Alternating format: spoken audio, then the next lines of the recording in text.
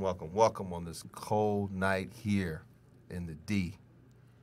And as always, I appreciate my man for skating on in tonight, Mr. Reggie Booby Wins, my esteemed co-host. What's up, big time? Cold weather, baby. It is cold. It is cold. It's cold, and we want to apologize. Again, we got a little late start, a little technical issues. We had to switch studios, so we're going to get it right, guys. We appreciate your patience, and again, we're glad to have you all tuning in on Facebook Live and through Podcast Detroit. Another big show tonight. We've got my man, Mr. Derek Crudup, all the way from Delray Beach, Florida, going to be calling in. Derek was a former QB for the University of Florida. He played there was a quarterback named Kerwin Bell that was there at the time. And Derek played there and backed him up. And then I guess Derek seen that QB wasn't in his card, so he went to Oklahoma, and he played defensive back, and he played with the legendary Bo Jackson and the legendary coach Barry Switzer. So we're going to have D calling in. And Derek's son, Derek Jr., was actually supposed to come in, but he had some other commitments, so he couldn't make it. But Jr. was a quarterback at the University of Miami, Reg. Right. And then he also went on to coach under Nick Saban. He was a grad assistant coaching the wide receiver. So, that would have been a good conversation. Baby. Yeah. I'm sure Derek can fill us in on Junior, and he's doing some coaching as well on the high school ranks. So, look forward to talking to D shortly, and we're gonna get things rolling. So, what's good with you, man? What's going on in Reggie Wynn's world? A little bit of here, a little bit of that, a little bit of this. This transferring stuff, everybody's asking a lot of questions about how to transfer in high school. Right. So, been a little frustrated because a lot of people don't understand what's going on. Of course. And transfer, meaning you can't just transfer in the middle year with the same address and expect to play for any high school that you transfer to. It's illegal. You can't. You have to sit out 180 days. 180 days. Yeah, so they'll make you sit out. So now the new rule is, you got to transfer, you got to up and move, and they have to have a new address. And every person in that household, mom, dad, brother, and sister, must move. Leave that old address to a new address. Okay. I mean, unless your family get divorced and separated, stuff does happen, and you just got to prove that. But I mean, transferring now, man, you can lose your whole year. There's no doubt. So we got to make sure we're doing it right. And then, two, you got to make sure that when you transfer, you're not transferring to a program or a high school where you worked out and trained with that coach. Sure. Because they call that an AAU rule. Right. So that means now you train with the coach. Okay. So then you're totally ineligible to perform for 180 days at that high school. I want to ask you this, Reg. What's your thoughts if you were making the rules?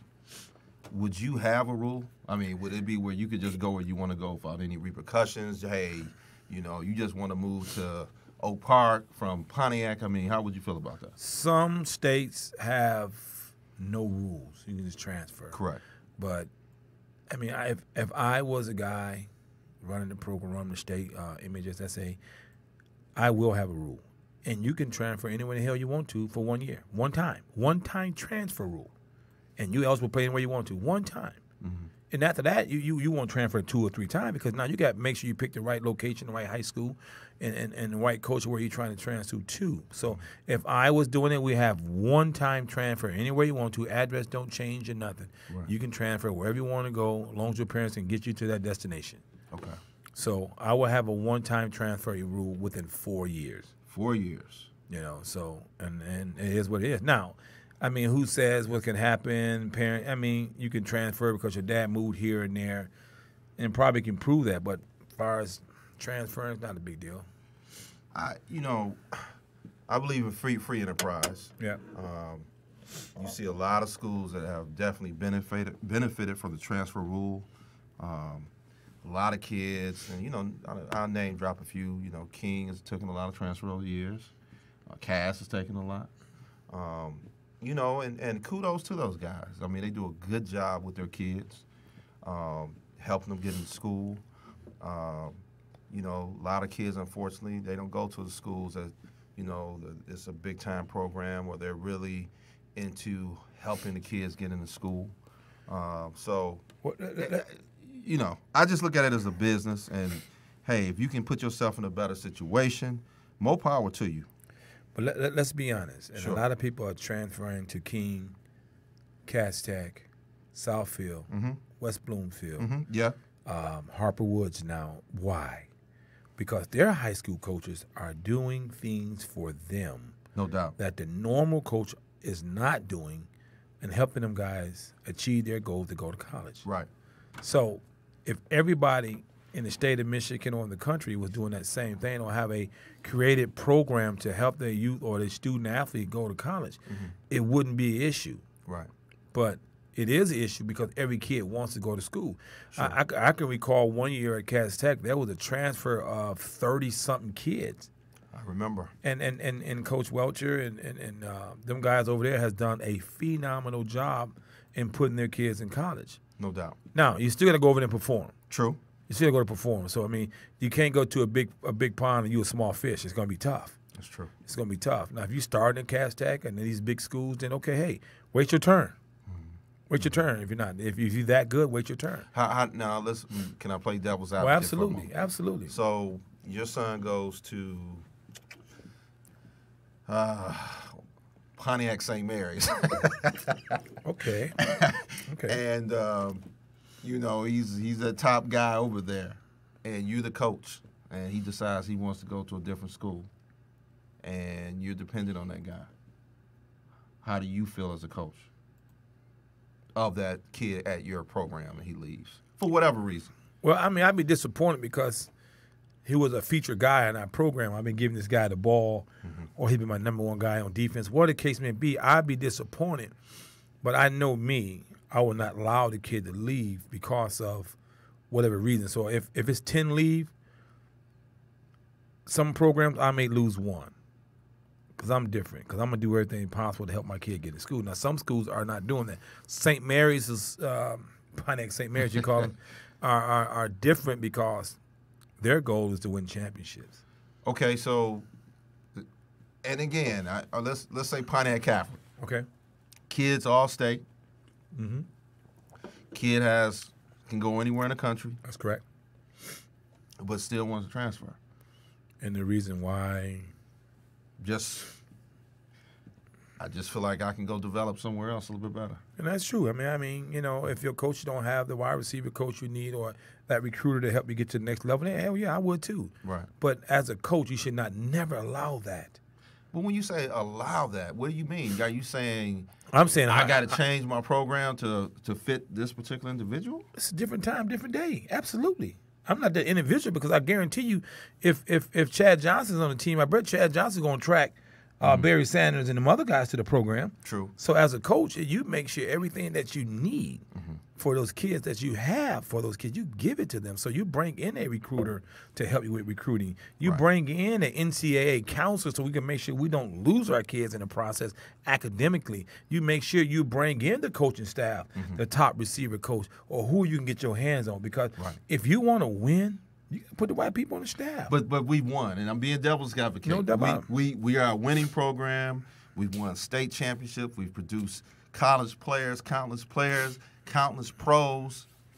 I mean, and I'm talking about an anomaly. Absolutely. You know, I'm not talking about every school. I'm giving you the toughest situation right now. Well, but now you win because you have great players. So I'm speaking. Right. Let's get Pacific. Specifically, let's talk about St. Mary's. St. Mary's have all the top dogs that came out of years back when we played. Correct.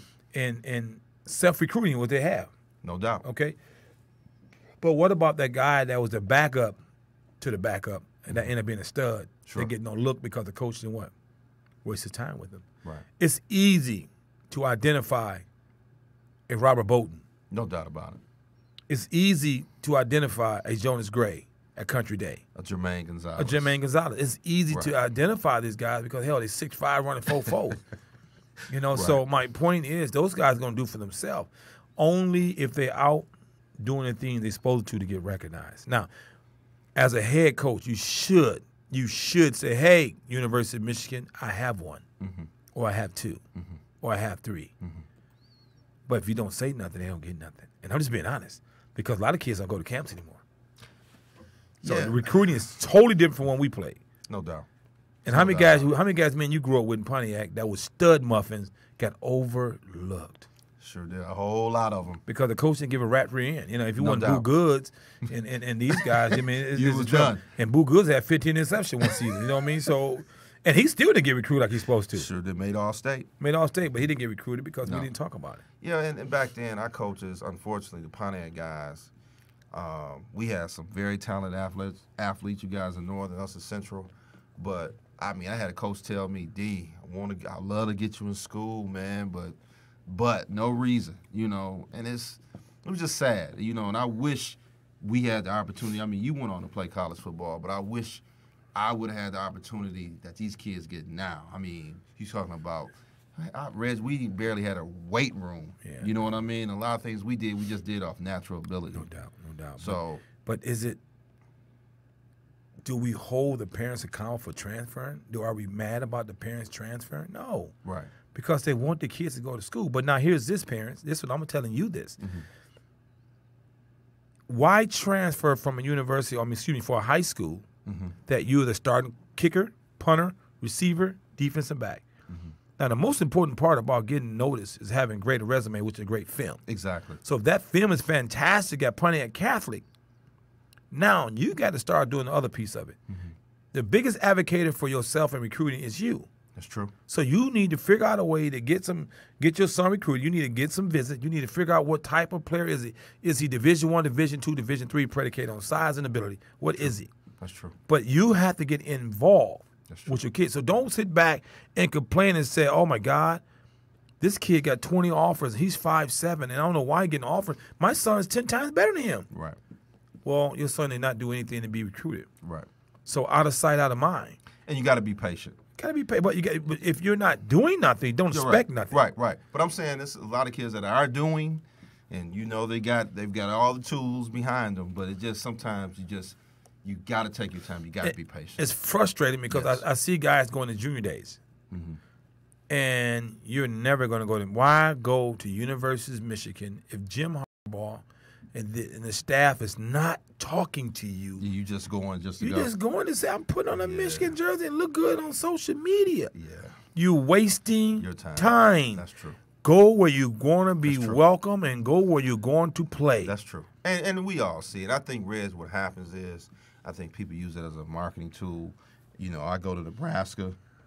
Hopefully Toledo sees me. You know, it's one of those things, man. People use it, try to get an advantage or something. Let me help my audience understand this. Let me help you. Sure. Because you're wearing a Michigan uniform, taking photos at a Michigan State, taking photos, Bowling Green taking photos. Right. You are not getting offered by these guys. Right. Other universities take notice when you receive a offer from that program. That's true. Not wearing the jersey. That's true. So, parents, come on. Social media is screwing your vision. That's true. Once you get off your butts and get your kids in the right place. That's right. If you don't know, get a true assessment of somebody. Ask questions. That's true. There's a lot of people out here who will give you an honest assessment about your ability, whether you want to hear it or not. You need to hear it so you know where you're going. And that's why kids now, is the last hour, didn't do nothing, didn't visit camp, didn't go nowhere, because they took them damn visited Michigan, only 5, 6, 7, and only run a 4.9, and you want to go to where? Michigan? Right. Why not go to Hillsdale? Why not go to Grand Valley? Right. Why not go to Harvard when you got a 3.95 and a 28? You preaching now, man. Come on now. You preaching. So let's stop asking for stuff and get off our bus and make it happen. You're right. And then coaches, they are transferring for a reason. If you got that many good players, make it happen. Teach them. Go call coaches. Let them know they're here. That's true. That's true. You know, so it's frustrating, D. Well, you preaching, man. I mean, and like I said, I like to play devil's advocate with you, no even though doubt. I know the answers. No doubt, you're supposed to. I just, you know, it's just interesting for our listeners and our viewers to get what we trying to convey to them. And it's frustrating, Coach Derek. It's frustrating because everybody speak bad about Coach Welcher. Man, he's not doing my kid. He's not doing my kid. Right. Or they speak bad about Bellamy over at West Bloomfield. He didn't help my kid. Wait a minute. He's not Jesus. No, he's not. He don't wave a magic wand when your son is 5'7". Right, but people buy into it. They say, you a lot of times people think because you go to Cass, you automatically gonna get a scholarship. Oh no, you're gonna be automatically a Division I player. Wrong. You're right. You're not. Right. You're not. That's true. Everybody ain't 6'2", 200 pounds like Mangum. Everybody ain't 5'11", 250 pounds like Lou Nichols. True. Ain't nobody ain't 6'2", 6'3" like Jalen Graham. That's right. So if you're not that guy, okay, accept that. That's right. But the main concern is this: is for you guys to go to school, get a free education or get an education possibly paid, and graduate and maybe be a doctor, maybe be a lawyer. Everybody college, not the NFL. That's right. And it's okay. That's right. Reg, what I want to do, because we could go on and on about this, but after the break, we're gonna have Derek Crudup come call in, and again, Derek played in the '80s, and he's gonna offer us his experiences going through the recruiting process, University of Florida, then going on to Oklahoma. So let's do this, man. Let's take a quick break. When we come back, we're gonna have D on the phone with us, and then we can pick his brain. Cool. Cool. All right, we'll be right back with the Prep Stars Football Report.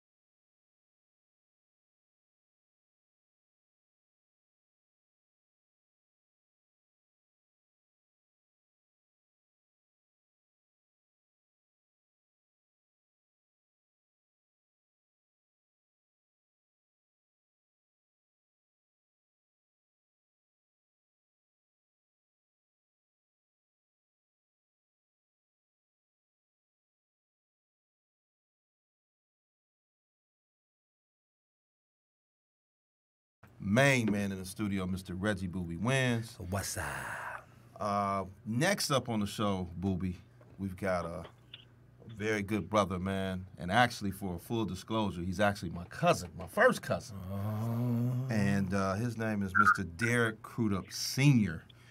Derek and his son, Derek Crudup Jr., are actually one of a very limited few of a father and son combo that happened to win a collegiate national championship. Okay. Derek won one at the University of Oklahoma, and Junior won one at the University of Florida. So, great talent. Reg, the talent runs in the family. Uh-oh. So I definitely wanted to get Derek Unfortunately, Junior won't be able to get on tonight. We'll get him on at another time in the future. But I'm honored to have Mr. Derek Crudup. What's up, D? Hey, how you guys doing? We're What's good. up, D? You all We're right? good. We're good, man. How you doing, bro? I'm doing awesome, man. Awesome. Just down here in South Florida, enjoying the weather. Hey, man, D, Don't don't rub it in on us. We're up here in Arctic air, 20 below. I had to throw that in. I caught that curveball. I caught that one. He threw us a curveball. We wearing moccasins and nanny coats and seals is walking. We walking seals instead of dogs. So, Actually, we got some nice weather here, man. Enjoying it, about 75 degrees and so, and here in South Florida, loving it. Oh man, well, hey, look, you enjoy it for us because we probably won't see that till about August. So, more power to you, man. So, what's going on besides the nice weather, D? What you doing down there? I was telling, our viewers and our listeners, giving a little background on you. You played at University of Florida, and then you went on to University of Oklahoma. For those that don't know, and then also you played for the the Oakland Raiders at that time. So fill us in, D. Awesome. Give people a little background, man, on your high school career, because this show is dedicated to high school football, and we try to give our listeners a little insight on the recruiting process, maybe how things went for you in your recruiting process, and then walk us through from that until going to the pros. Awesome, man. My honor, my pleasure. I grew up here in South Florida. I'm a true Floridian. Been here all my life at the Boca Raton Community High School, Boca Raton, Florida. Mm-hmm. We were bused, born and raised in Delray Beach, which is like 5 miles from Boca Raton. They bused us to Boca Raton. Ended up playing there and having a great career there. Started as a sophomore. As a 10th grader, started at quarterback, and ended up having a great year with the number one ranked team in the state of Florida. At that time, a simulated team, and here I am as a 10th grader starting at quarterback. Great receiver Dwight Carter ended up going to Purdue. Richard Bruner ended up going to the University of Illinois. Offensive line, just huge people, and just had a great career, man. And have a great coach. Coming out of high school, and I don't want to interrupt you, but coming out of high school, I don't know if they had the whole star rating then. But what did you project? If you had to say that now, what would you say that you had projected back then? I was the number one recruit in the state of Florida at that time. It was just deep All-American, that type deal. See, 5-star, running the family, baby. Absolutely. 5-star all the way. It's kind of like a Deshaun Watson type of kid. Okay. Or a Michael Vick type of kid, but I'm 6'3", 190 pounds in high school. Sure. Can throw it across the yard, and can run the football. So we did a lot of that kind of stuff. Running his own read and RPOs back in the day. That's what they call them now, the RPO, run pass option. Right. Did all that kind of stuff. Had a great coach that went to Florida A&M, Sam Hugh, as they call it. Okay. HBCU, Historical Black College. And just had a great career, man. So I'm probably like they say, like a 5-star. It was unusual, and all white high school. No doubt. And had a great career, man. It was awesome. We didn't have all the camps and the combines and the 7-on-7 that they got going on now, but so probably was a 5-star back in that day. So D, how do you didn't have camps and all that stuff? How do you really get recognized? Well, what we did, I had a really good guy named Max. Ben Mannix. Ben Mannix was a writer here in Boca Raton, Palm Beach County. Just really plugged me up, and he was in my corner. He did a great job of, he was my mouthpiece. Yes, my head coach was my mouthpiece, and just plugging us up, man, throughout the state of Florida. Florida is a hotbed for football, and no doubt. And that's how I got the recognition. So your coach was a very big supporter of yours. He helped the students out, the student athletes out up there. Because that's our concern now here. Our coaches don't help our kids. Not like we think they should, D. Here, I tell you what, man, that's their job. That's their livelihood. They don't get paid much. They love it because they got a passion for it. They love football here, and the coaches help you.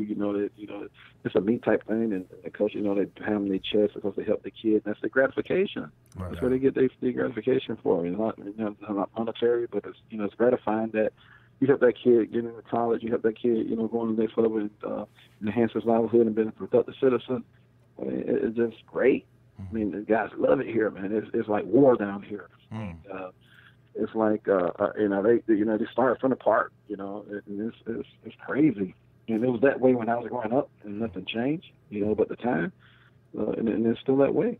So playing quarterback, D, at high school in the state of Florida, knowing back then when you played, and then, we played around the same time, but playing that position of quarterback, being a black kid, did dad or anybody, push you into that position, or was there any resistance from, anyone having, because normally a black kid that can run, that's quick, they want to put you at receiver, they want to put you at running back, they want to put you at, another skill position, DB. Was there any resistance playing, from anyone playing for quarterback? It was, because, like I said, I was at a predominant white high school. Sure. They were trying to integrate that high school, so they bused us from Derry Beach to Boca Raton, just trying to get the blacks in there. And interesting that Bruce Arians just took the head job at Tampa Bay. Yep. He was the head coach for years at the Arizona Cardinals. But at that time, Bruce Arians was the quarterback coach at the University of Alabama. He was under Bear Bryant last year. And I was all set to go to the University of Alabama, and Bruce Arians, he came to my basketball games at Boca Raton. He came to my football games. I was a three-sport guy. He came to my baseball games, Bruce Arians. So I developed a real good relationship. And he always told me, as people at Alabama, they didn't want me to play quarterback. They thought, because I was 6'3", they thought I'd be a great receiver at speed and quickness, and they thought I'd be a great receiver or a safety. Right. And that's one of the reasons. But he was real upfront with me. He didn't sugarcoat anything. Real transparent guy. And he didn't hide anything from me. So that's the pushback came from that, and it kind of opened my eyes to it. Then I went to Florida. It was really a lot of pushback from it, and they weren't accepting that kind of guy at Florida. But I grew up a Florida Gator because I'm from here. So I grew up a Florida Gator, and Miami recruited me as a defensive back. So I chose to go to Florida. Florida State didn't recruit me at all. But who was the coach at Florida, D, at that time? I'm sorry? Who was the coach at Florida? It was Charlie Pell. Okay. Charlie Pell's the coach, and Mike Shanahan. Mike Shanahan's the OC, the quarterback coach. That's the guy who recruited me, Mike Shanahan. Okay. And they recruited you, obviously, a quarterback, right? Athlete. Absolutely. Wow. And the day I left Florida and transferred to the University of Oklahoma, Charlie Pell and Mike Shanahan, they called me in the office, and they said they want to move me to safety. And I started at safety, and I said, no, I'd rather leave than play here for you. And they told me that there's certain people that was in the Florida boosters that wouldn't accept me as their quarterback. So I respect your decision, and I'd like to leave. Wow. Crazy. And then they had Kerwin Bell there, correct? Kerwin Bell ended up playing. He was a walk-on quarterback. Kerwin Bell was a walk-on guy. He ended up starting because he was Caucasian. He was of the Anglo-Saxon descent. But he ended up starting and had a great career, man. And Kerwin and I are very good friends. Kerwin just got the offensive coordinator job over at the University of South Florida, and he used to be at Valdosta in Georgia, and we still stay in contact. And real good friend of mine, Kerwin Bell. They ended up having a hell of a career at the University of Florida. He did. So moving past Florida, you go to Oklahoma, and you playing under Barry Switzer. And did you go there as a QB, thinking you were going to play a QB, or did you go there thinking you were going to play DB? I went there as a quarterback. And it's funny you said, I got pictures. I put it all on Facebook and Twitter the other day that it was Troy Aikman.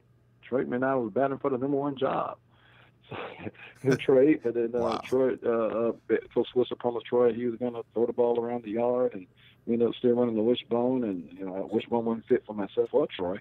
Exactly. But Troy ended up winning the job. But then he had gotten a true freshman named Jamel Holloway that came in. Troy broke his leg against the University of Miami, and Jamel took over the freshman. They won the national championship. Wow. And how did you feel about that, man? I mean, seeing that again, because you go in Oklahoma, they're known for running quarterbacks, not more so for a throwing quarterback. I mean, I'm sure they had to, that had to be in the back of your mind, correct? Oh, absolutely. Yeah. Absolutely. But, it was good, and I called my high school coach. My high school coach had my ear. I'm like, guys, this year, in Florida, a lot of high school guys, high school coaches, losing their magic, losing their touch because of these, 707, all these Rival.com 24/7. Wow. All these guys got their ear, and they 707 coach got their ear. So a lot of the high school coaches here in South Florida losing their juice. Back in my day, whatever my high school coach told me, that was the Bible. That was the law to me. You know, and I had a lot of loyalty, and I know he had loyalty to me. He's going to screw in the right way. So when I moved, he asked, "Hey, maybe that's your spot, Derek. Pray on it. Maybe that's your spot." And I did it. I ended up getting drafted. So I went to defensive back, and I'm getting drafted. Had a hell of a career. Had fun at at Oklahoma, and just had fun. It was great. I want to talk a little bit about Oklahoma. You played with a few talented and well-known guys. One of them being Brian Bosworth. Give us a real quick story about playing with the Boss. I tell you what, man, the Boss was sharp, man. He was before his time. He was a marketing guy. Off the field, what you saw with the color hair and the shaved head and the unit on his face all the time, that wasn't Brian Bosworth. Brian Bosworth, get your shirt off his back, man. He was a great teammate. He was a great locker room guy. I mean, he'd do anything for you. I mean, you meet the test in the zoology class, he had it. He's going to help you out. So Brian Bosworth was a great guy, man. I mean, that's just not him. The image that everyone sees that he portrayed, but he marketed himself really good. No doubt. What about playing under Barry Switzer? Barry was the best, man. I talked to Barry like yesterday. I talk to Barry all the time. I'm trying to help the University of Oklahoma out with recruiting. Couldn't get through with Lincoln Riley and called to Switzer. I mean, he answered the phone, man. I mean, he's just golden, man. He's the best guy I've ever been around, is Barry Switzer. I mean, you don't care if you're black, white, blue, green, man, Barry Switzer. I mean, he just golden. He just loves his guys. And all the guys he coached with the Cowboys and, Oklahoma. Right. You call him, man, that dude going to pick up the phone. He's going to pick up the phone and talk to you. You're going to see him in 20, 30 years. That dude going to pick up be an All-American or a bench warmer. That dude going to pick up the phone. Wow. He's golden, man. He's a great guy. He's the best ever. Hey, D, listen to your conversation, man. It's so important to have a good coach. And you started from your high school coach, and you talking about your college coach. And we just talking about that here in the state of Michigan. We don't have that. And it's so impressive that you can still talk about your high school coach who helped you through this process. And you just said it. You said, we losing our juice. Not because 7-on-7, D, it's because these coaches don't give the kids that love like that no more. It is not my job as a coach to help your son go to college. And that's what they spitting right now. That's what they saying to us right now. So to hear you say that, man, we lost that, man. We lost that passion for football, not just football, but for kids, man. And to clarify, we've got a couple, but you can count them on one hand. But I mean, they don't speak to. They don't like D talking about his coach, man. He's speaking like that's Pops, man. Yeah, oh, no doubt about it. Yes, man. They love him to death, man. We got a kid out of Detroit, Michigan named Bernard Hall. We know B Hall. I know B Hall. I play with B Hall. Oh Lord. Henry Ford Trojans. B Hall came to the University of Oklahoma. He was a tight end, running back. He was the deal. If Bernard Hall pick up the phone right now and call Barry Switzer, he's gonna answer. Wow. He's gonna return this call, man. And that's kind of dude Barry Switzer is, man. And B Hall got us a little trouble. Yes, B Hall did his thing, but I love B Hall, man. And hey, B Hall right now, Barry Switzer gonna answer the phone, man. Hey, D, B Hall was my 7-on-7, my flag quarterback that we travel across the country in. And if you know B Hall, you tripping, man. I'm the quarterback, Yeah, I know Brian B Hall a dude, man. I like that. He's a dude. Hey, he's Detroit, man. Had his Louis Vuitton bag. And he's the deal, man. Hey, dude, you got to see him now, man. Every time I go to Friday, he's up there with his initials on his shirt, got his initial on his bow tie. You tell him I say hello, man. Man, I will, man. I love that dude, man. He's awesome. I like him.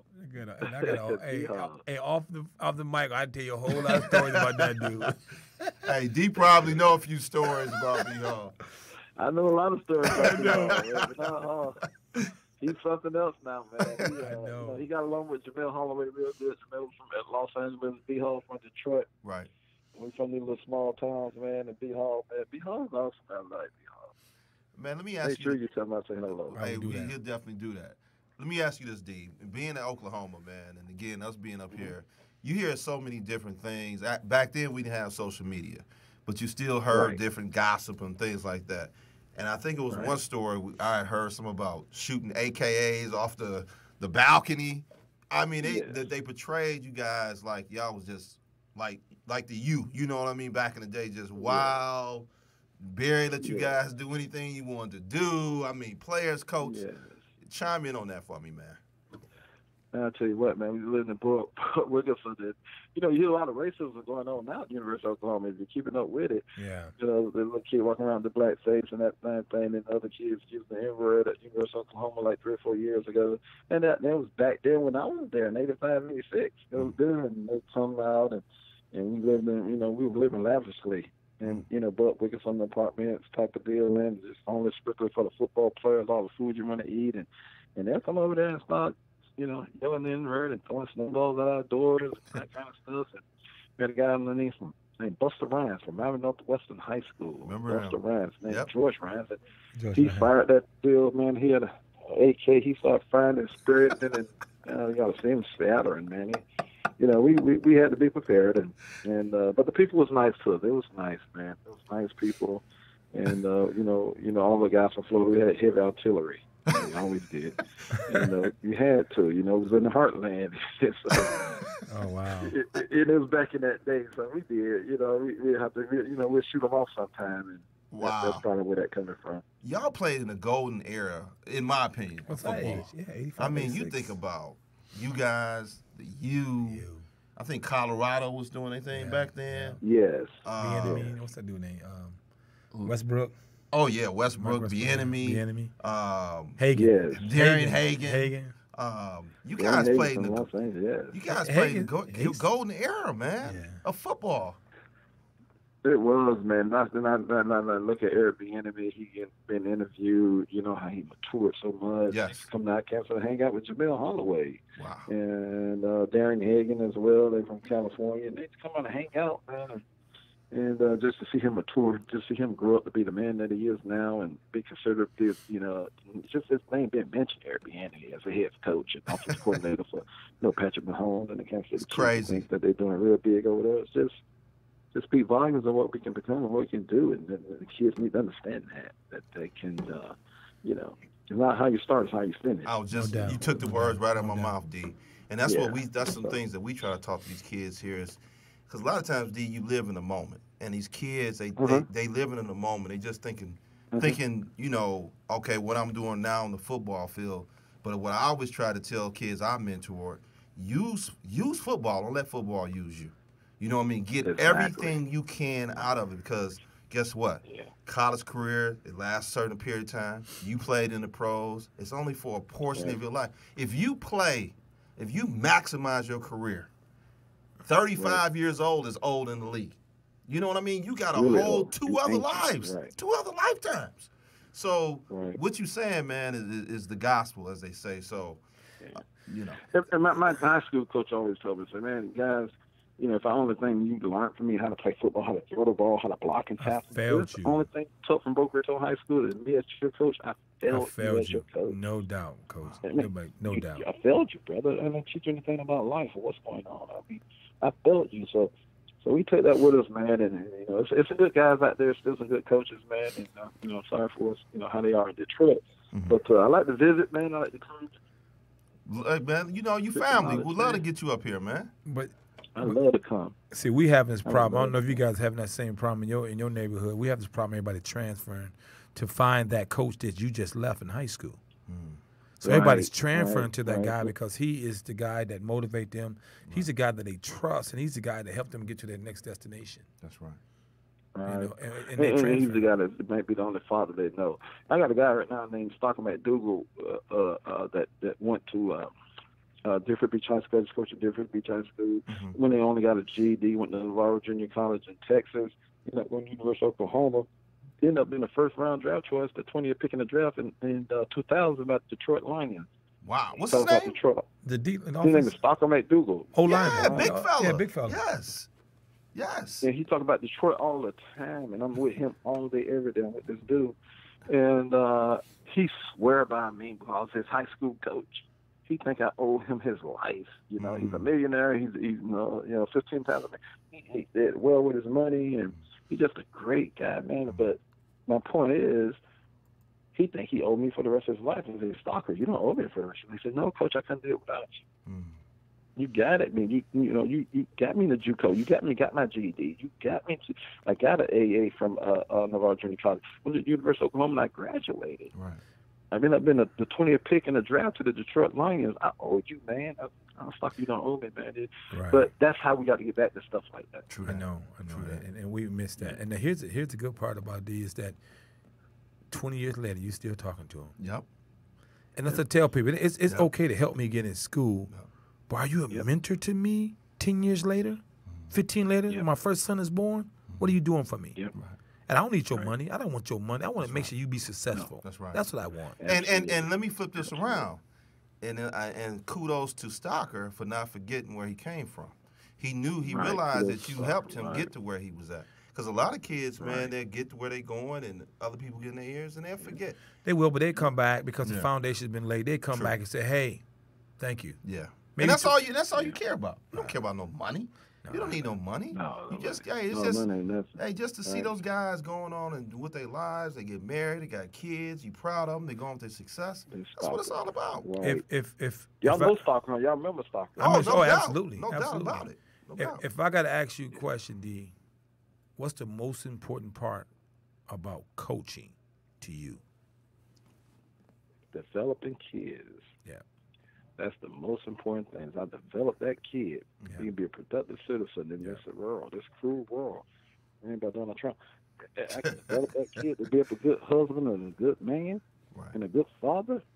Then I did my job. I might be a shitty football player, but I did my job because I installed in him what it's going to take to be a good human being in this world. Yeah.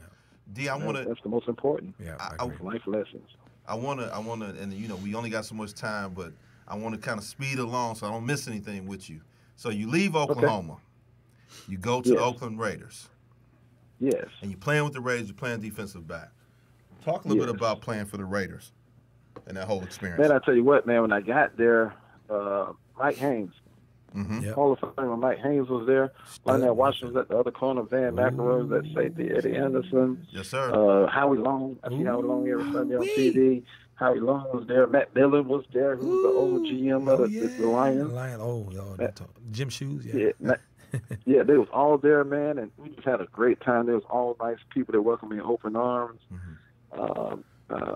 Just great people, just a great family. That great organization, it's tight-knit. Al Davis, the real deal. He was like Barry Switzer. Wow. He was the real deal. He didn't miss practice. He knew all the terminology on practice. The defense, for his defense career, offense, he didn't know crap. But defensively, he knew everything. He knew the terminology. The coaches tell how he keeping that 4 in the morning, watching film of practice. I mean, he just was the real deal, man. He was, he's a former coach. Yes, he was. Just a tight family in the Raiders organization, man. It's, if you didn't play for the Raiders, I say you ain't play for nobody. Right? This dude was the real deal, man. Al Davis and that whole organization. So was you down there with Torrin Doran was there? I was there with Torrin Doran. Yeah, Torrin Doran. Yeah, he was there. Southfield, Michigan. Where's Torrin? He went to North Carolina, right? Yep. Torrin got 2 boys in North Carolina. I think one is hooping in North Carolina State and one is playing football. Sure is.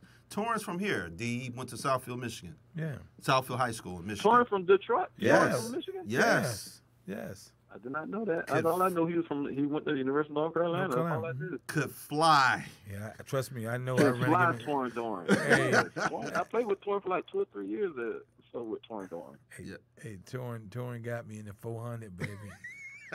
Man, that kid can fly. He could fly.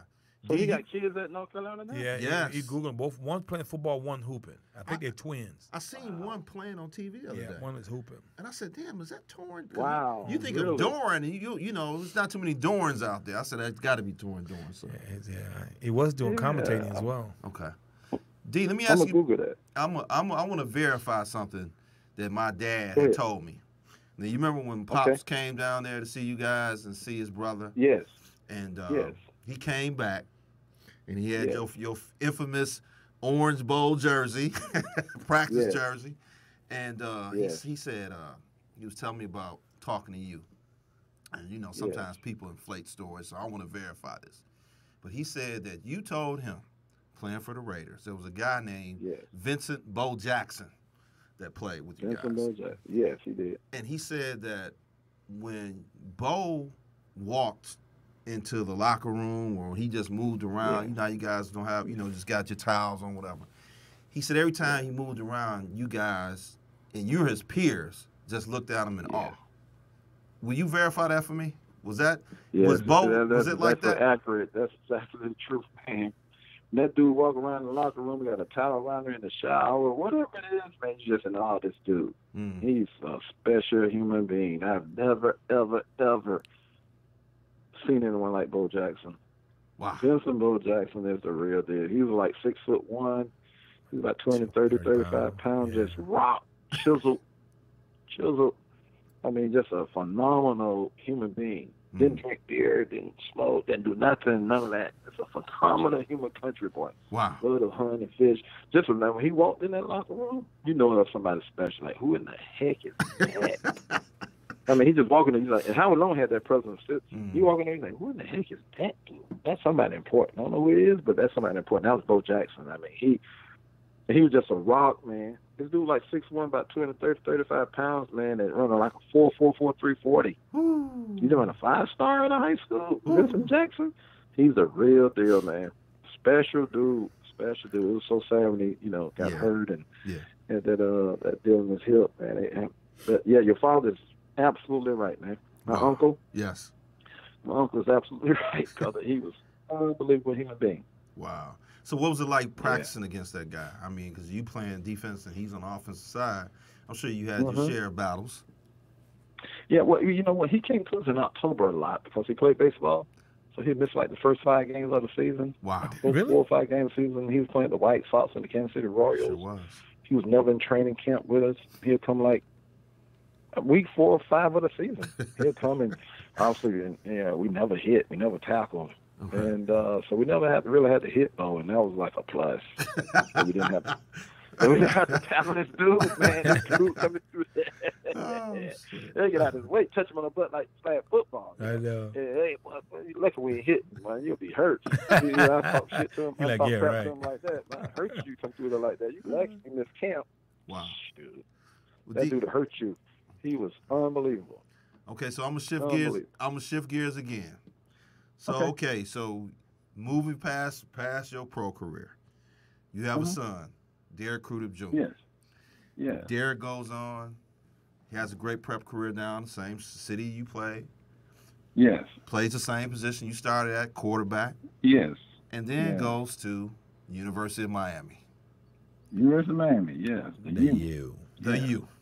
Yeah. Talk a little bit about him playing quarterback. I'm sure he played that position because you played it. I mean, is that how that went about? Yeah, it was that. Derek wasn't as fast as I were. Mm-hmm. He was very athletic, but not as fast. And hung around Bo Jackson a lot. Hung around the Raiders facility a lot. Mm-hmm. Remember Bo Jackson throwing $1,000 on the floor and $2,000 wanted Derek to break dance. Derek wasn't standing and do the break dances in the locker room. He wasn't doing it. Wow. And I was upset with him. I said, man, that's $2,000 I could have had. But and he hung around a lot. We had Vince Evans, Steve Berline, Jay Schrader was the quarterback. He hung around a lot and played catch with that. So he was a locker room dude. Locker room brat, always at practice. Sure. And ended up going to Miami. Wanted to go to LSU with Nick Saban and Jimbo Fisher. Really? So I said, Derek. So he kind of still mad at me to this day because I made him go to the U. He didn't want to go to the U. He didn't want to go. That was like his third choice was the University of Miami. Mm-hmm. I said, no, I'm going to make this decision. So I made and here's the deal. I think a lot of guys should step in because I think a 17, 18-year-old kid is ready to make a decision. I said, Derek, you're not going to LSU. I know you. I saw it. So you're not going to. Huh? So why? I mean, why you say you couldn't go to LSU because of? Because I know Derek. Okay. I know who he is. Makes sense. And I know what kind of student he was. Makes sense. Okay. All I was concentrating on, you're going to graduate, you're going to get a master's. I said, Derek, I don't know what's going on down at University of Miami, but I do now. I said, I'm going to do a lot of research on it. Mm-hmm. What's going on? Because when I played University of Miami, they kicked my butt. The Michael Irvin, the Benny Blades of the world that played for Detroit, the Brian Blades, the Warren Sapp of the world. Yeah. They got college degrees. Yeah. Those guys got college degrees. Mm. I said, I don't know what's going on down there, but I don't know how they're getting it. University of Miami only got like 10,000 students, very small, beautiful campus. Private school. Only an hour away from home. Mm-hmm. Only an hour away from home, and I come down and put my foot on your throat. Oh, yeah, no doubt. You go to LSU, I can't come out there and put my foot on your throat like a kid down here in South Florida. True. You go to Miami, you're going to graduate. You're going to get a master's degree. And football you go to University of Miami, because you're there all summer long. It's an hour away from home from here, from Boca Raton to Miami, just an hour drive. He goes down there and graduates in 3 years. Wow. Got his degree in 3 years. I said, now, you're in his master's. He goes and gets his master's. Mm-hmm. I said, that's what I'm talking about. That's why you're going to the University of Miami. I said, I know what they're doing down there. Mm-hmm. But they call it thugs or whatever. Mm-hmm. They get degrees. They get master's degrees down there, and you're going to go down there and get the same thing. Yes. And that's what happens. That makes perfect sense. Now, would you say that he went through the same thing you went through? Well, a little different situation. I mean, he did. Go ahead. He did. They wasn't accepting that black stuff yet. They weren't accepting that black. And I knew that going in, but everybody told me how strong Butch Davis was. Say, anybody can push it in and play a black quarterback. Butch This Davis. guy powerful. He'll do it. And he had a history of doing it. Okay. Wow. So, and that was secondary to me. All I thought about this boy will get a master's degree. He's going to come out and be a productive citizen. He's going to be able to live and be an entrepreneur, whatever you're going to be. But I'm not quite sure that'll happen at LSU. But you playing pro football, and I'm glad you're bringing this up because a lot of guys, and we were talking about this earlier, people are so focused on just playing the game and not, again, looking past football or, making a career outside of football, in football. You know what I'm trying to say? Outside of just playing the game. So it seemed like you had your priorities in order, man. I did. And a lot of kids out here in South Florida, they're so football driven, like basketball is up there or whatever. Sure. It's football driven. It's because the weather conducive to being good. I think that's why we do it down here. Because it's 75 degrees year round at 85. You're sweating the time you walk out the door. No doubt. I mean, it's like a sauna.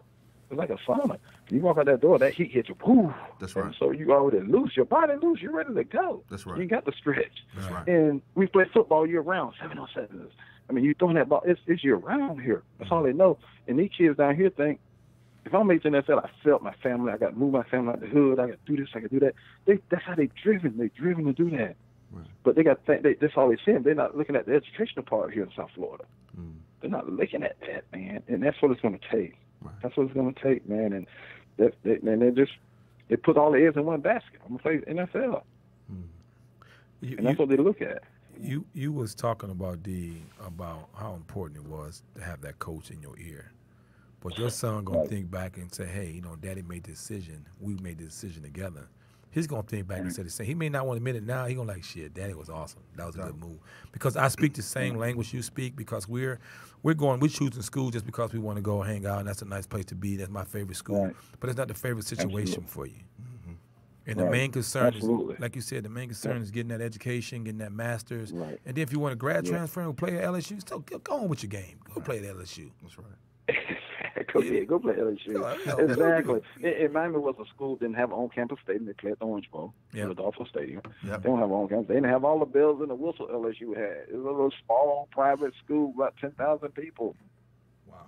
So they didn't have it wasn't the college atmosphere. It's the closest thing at the University of Miami. It's the closest thing to the NFL you're going to get. They all live off campus. They don't live in the dorms. They all live in South Beach. They live over here. They live all over. They live in, Clark Gables or Coconut Grove. Wow. They live all over. Wow. They barely see each other on the weekend. Like the NFL. Wow. It ain't like they stay in the dorm LSU. It's a band out there playing. Yeah. That going on the sorority house. That's not Student center. Wow. So it's the closest thing like an NFL team. When they get there, they brothers, boy. It's a brotherhood. It's strong. It's strong, dude. Wow. It's real strong. Yeah. Derek also, he went into coaching. Talk a little bit about it. I think he was a grad assistant coaching receivers at Alabama. Talk a little bit about that as well. Yes. He started at Stillman, HBCU in Alabama, in Tuscaloosa, right where the University of Alabama is. He's a great quarterback, got a great release, smart. He's charismatic. Great recruiter. He's a very charismatic type of guy.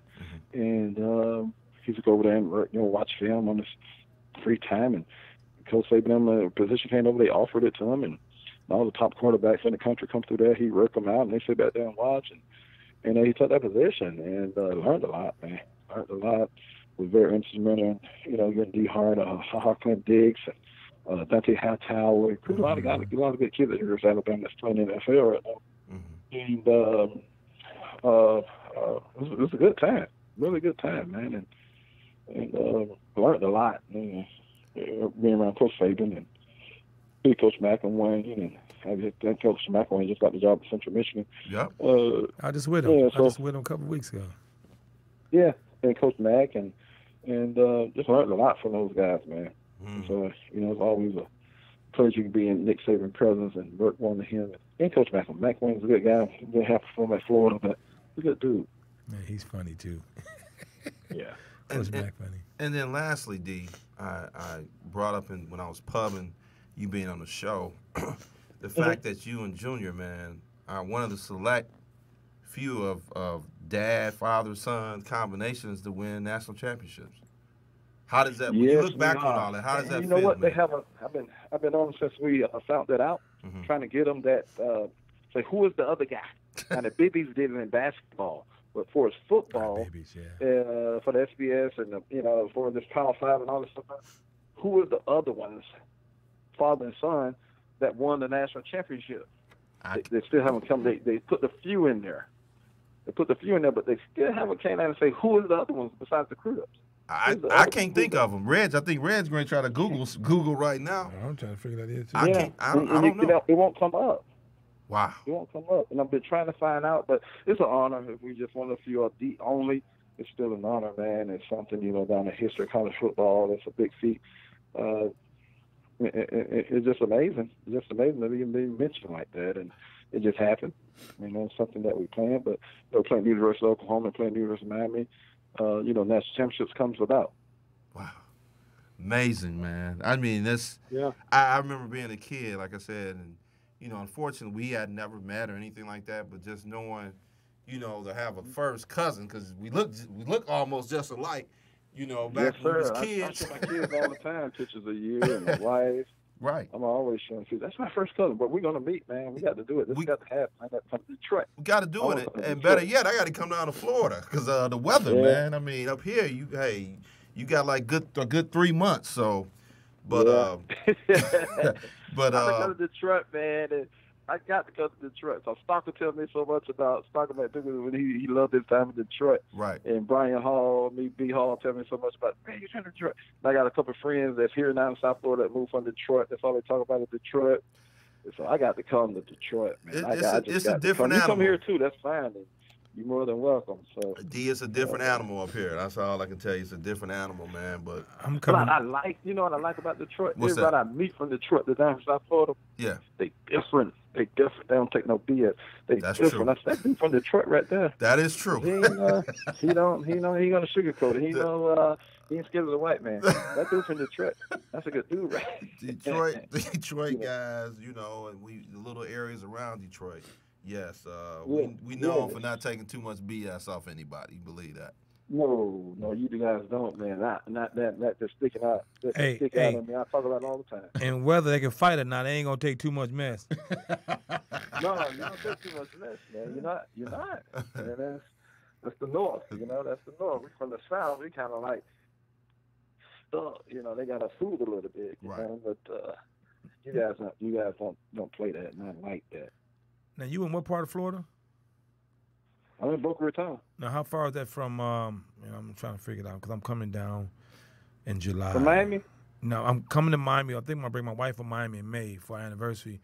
But I'm bringing a busload of cats down there in July. We're gonna fly down to Georgia, and we're gonna visit Georgia Tech, Clemson, Florida State, and Alabama. How far are you from Tuscaloosa? Is it Tuscaloosa? Tuscaloosa, yeah. Tuscaloosa is about 8 hours from me. Ooh, snaps. Yeah, that's a little ways, Reg. What about how far from Miami? You said an hour from Miami? Yeah, I'm like 45 minutes out from Miami. Oh, That's it. That's good right there. That's good. Yeah. That's good. Yeah. Okay. Yeah, but I can meet you, man. Any way you want to meet, brother. That sounds good. I can meet you. Georgia Tech. My daughter lives in Atlanta. Right. I'm bringing Georgia Tech. the top 25 prospects in the state of Michigan. We're going to fly. I've got a couple NFL guys going to sponsor them because we don't get the South football. We want to see – I want to see is what's the difference from the South and the North football. And what I can say in the North is that a lot of our guys don't love football. They love the recruiting process of it. And then I'm looking for some people that love football. And back when you played with the Raiders, with them dudes, Vince Evans, them guys love football, man. You know what the difference is? Like I said, talking about the weather. You know what the difference is? Like I said, these kids around here, Sure. If you don't make the NFL, they think they might commit suicide. These guys. I mean, they serious about it. They go on that field, boys. Work, boys. They serious about that. Wow. The guys here, they so serious, No, man. we don't It's have that ridiculous. here. No. They want to compete. But I think the deal is I don't think it's a whole lot of difference. Mm-hmm. I think that we just got more. It's more plentiful. Like Yes. your top 10 might be just as good as our top 10. But after that is a fall off for us. Right. Gotcha. Yes. And then we might have 100 of them. That's and true. yours will fall off. That's true. You follow what I'm saying? No, Yeah, You know no what I mean? doubt. But your top guys might just as good as our top guys. Yes. Yes. But we just don't have enough of follow them me? second-tier guys who are going to be first-round draft picks. That's right. Yeah. We don't have those guys. That's right. Yeah. You might have 10. We might have 200 of them. No doubt. No doubt. Good guys. Right. You know, so I think that's the only difference, I think, you know? Well, D, That's it. you were into the recruiting game too, right? You were doing some Yes. things in recruiting, right? Yes. I sell my service to colleges is what I do. So I you sell my service to colleges, yeah. man, and I do tours just like you doing. Okay. I have 25, 30 kids. I'm on the road in June and July. We visit these places, man, and NCAA approved and that type thing. And Hey, it's time to get it in there. That's what I've been doing for 10 years. So Yeah. I take my kids all across the country every year. And we yes, going, sir. we That's how you going, do it, man. And you're helping the kids at the same time that you're making a living. That's right. So, That's right. Well, D, look, man. So- Hey, bro. You know I appreciate you, man. Love you, man. And I'm I love you too, cuz. I'm so glad, love man, you, to get you on the show and just Yes. pick your brain, man. And we appreciate you lending your knowledge to our listeners and our viewers, man. And like Red said, want to get down there. And it'd be nice to get, bring some Detroit boys, get the Florida boys, do a little something together. oh, no doubt. Let's do it. That'll be great, man. That'll be awesome. I love that. Let's Okay. do it. Okay. Let's make it happen in June or July. Let's make it happen, man. All right. Let's start planning it now. Let's I do love it. it, man. And invite me back on, man. I love talking to you. We'll do that, man. And we'll try to get Junior on too, D. I'm yes, gonna sir. bring. He'd be more than glad. Yes, sir. We're gonna bring you back. Then we're gonna talk extensive about this recruiting, man. The difference, man, from the South to Florida. Okay. Is there any difference? For you know sure. what I mean? For sure. Sounds great. All right, D. Sounds Be great. good, bro. All right. Thanks for having me. Thank you, man. Got you. All right, Got you. Bye-bye. Well, that was a great conversation with my man, Mr. Derek Crudup, and glad to have D on again to pick his brain, man. And Reg, hey, we'll come back stronger next week. Should we have somebody else on that people can learn a lot from? So appreciate you having me in the studio as always, my man. Oh yeah, man. It was great talking to somebody who had and his passion kind of stood up a little bit. He's talking about the recruiting and his kid and listeners out here, please listen, man, because he as a father stood up and said, no, you're not going here. That's right. Because that's not right for you. Right. This is right for you. 3-year graduate and get your bachelor's, and then you're going to get your master's somewhere else. That's right. Or whatever the case may be. You're not. This is the best move for you. That's right. So as a father, we're taking a stand, son. This is where it's going to be. We need more parents involved. No doubt. No doubt. Well, man, look, I know, we can stay on and go another hour, but we're going to cut it short, man. And, again, hey, appreciate D coming on. We'll be right back here next week, same time, 7 o'clock. And hopefully we get started on time next week. And we appreciate all you guys out there listening. So, hey, stay tuned. The Prep Stars Football Report. I'm your host, Derek Denham. So, man, Bang, bang, booby. we'll see you guys next week.